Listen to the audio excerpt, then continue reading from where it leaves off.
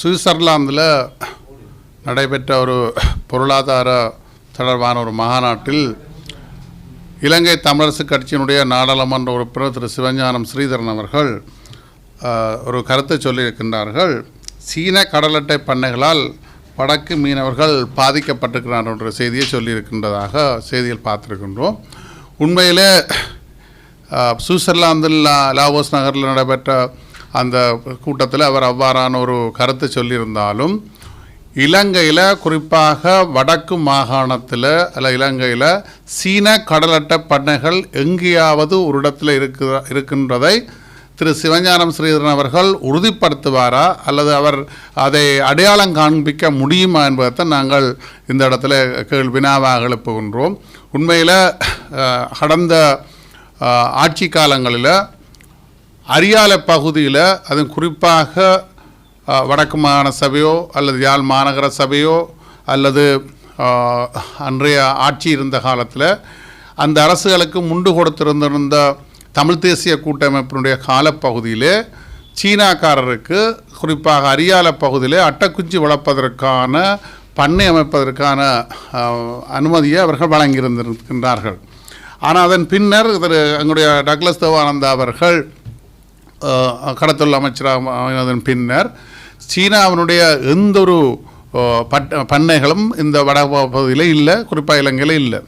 அதே நேரம் இன்னும் தெளிவாக சொல்ல போனால் அந்த அட்டைப்பண்ணைகள் எல்லாம் உள்ளூரில் இருக்கின்ற கடத்தொழில் சமூகம் சார்ந்த கடத்தொழில் மீனவர்களுக்கு அந்த அட்டைப்பண்ணைகள் வழங்கப்பட்டிருக்கின்றன. அதுகள் சட்ட ரீதியான நாரா நக்டா போன்ற அமைப்புகளுடைய ஆய்வினுடைய தரவுகளின் அடிப்படையில் அதுகள் வழங்கப்பட்டிருக்கின்றன.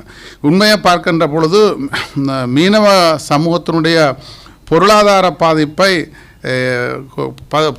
பாதிப்பு குறித்து சற்றும் கவலைப்படாத இவ்வாறான அரசியல் பிரமுகர்கள் தவறான கருத்துக்களை சொல்லி வருகின்றார்கள்.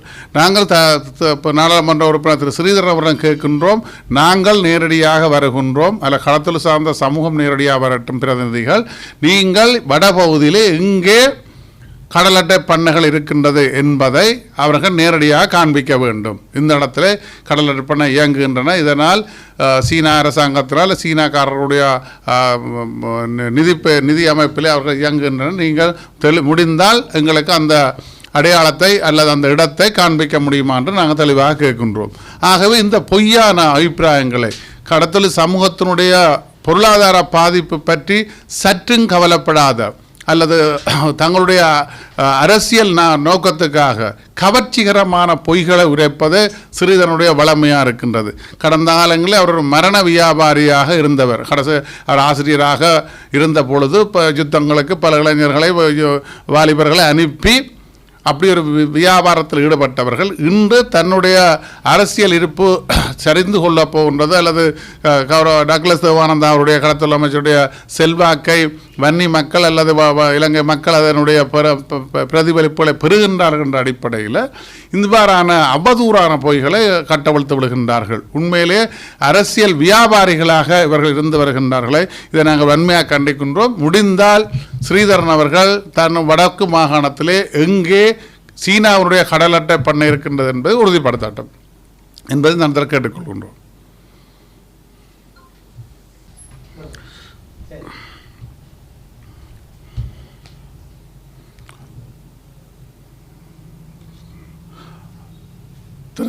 திரு சஜித் பிரேமதாஸ் அவர்கள் யாழ்ப்பாணம் வந்திருக்கின்ற சூழலில் 13வது அரசியலமைப்பினுடான மாகாண சபையை தேர்தலை தான் விரைவாக நடத்துவேன் என்கின்ற ஒரு கருத்தை சொல்லியிருக்கின்றதாக ஊடகங்களில் செய்து பார்த்துருக்கின்றோம். உண்மையிலே இந்த பழைய முறைமை புதிய முறைமை என்று மாகாண சபை அதிகார முறைமையில் மாற்றங்கள் கொண்டு வரப்பட்டது. கடந்த கால ஆட்சிகளிலே அவர் அமைச்சராக இருந்த காலங்களிலே இந்த சட்ட முறைமை மாற்றம் கொண்டு வரப்பட்டது. புதிய முறைமையில் மாகாண சபை தேர்தல் நடத்துவென்று பின்னர் அது அது பாராளுமன்றத்தில் நிறைவேற்றப்பட்டு பின்னர் எல்லை நிர்ணயம் செய்யப்பட்டது. எல்லை நிர்ணயம் செய்வதில் ஏற்பட்ட இணக்கப்பாடின்மை காரணமாக அது அவ்வாறாக இருந்து நிறைவேறாத கட்டத்தில் பாராளுமன்றத்திலே சமர்ப்பிக்கப்பட்டு நிறைவேறாத கட்டத்தில் இருக்கின்றது. அதன் பின்னர் இப்பொழுது புதிய முறைமையில் பழைய முறைமையில் செயல்படுத்துவது என்கின்ற ஒரு நிலைப்பாடு இருக்கின்றது. அந்த வகையில் புதிய முறைமையில் செயல்படுத்துவோன்னு சொன்னால் எல்லை நிர்ணயங்கள் செய்யப்பட்டு அந்த